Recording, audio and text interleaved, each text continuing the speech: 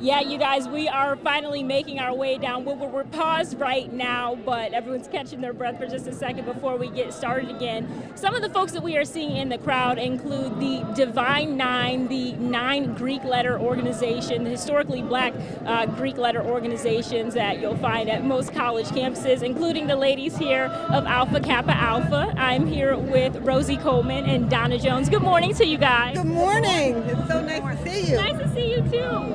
Why was it so important for you guys to be here this morning for this historic march? Well, this is history for me because I walked in 1963 with my father and my sister, and I did the walk, the 40-year walk, and now I'm doing the 60-year walk. So it is history for me, and I know my dad would be proud that we're keeping his legacy going because he always taught us about fighting for human rights and civil rights, and that's why I'm here.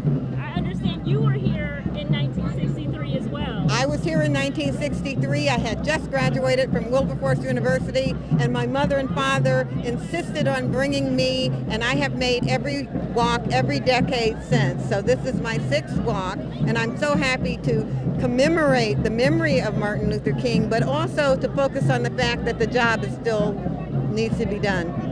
What do you guys remember from that day 60 years ago? What was the crowd like? What were people feeling at the time? Camaraderie. Lots and lots of camaraderie, and just feeling good about being black people on Woodward Avenue. At that time, you know, Woodward was an icon street, and people were like, "Woo, we are walking down Woodward Avenue and we're black." What was it like for you all those years ago, Rosie? The crowd at that time was larger than it is today, and that's, you know, it's important when you think back, and just to see how the city and the country has changed in those years, and sometimes you feel like you're going back rather than forward. So that's what I can compare it to. What was going on in the city of Detroit at the time that made Dr. Martin Luther King's words so important and so impactful on the black people here in Detroit?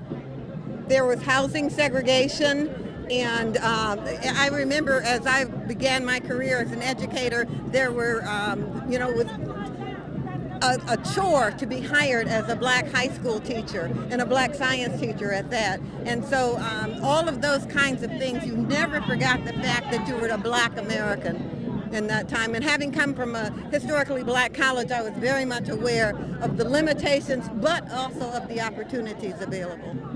It seems like I know a lot of our families migrated here to Detroit, to Michigan for better opportunities, but there were a lot of roadblocks when our families got here, right? Yes, and it also, when we were together, it was a time for change.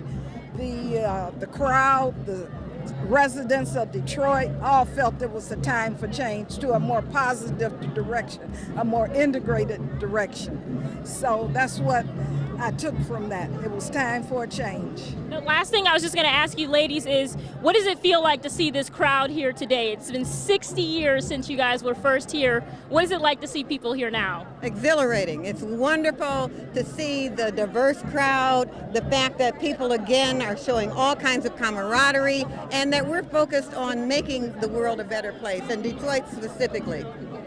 Well, thank you so much, you guys, for joining us this morning. I appreciate it. As we've been saying, we've been following folks throughout the parade route here. It's amazing to hear that oral history directly from people who were here 60 years ago, and hopefully we'll have much more for you when we come back to you. Back to you guys.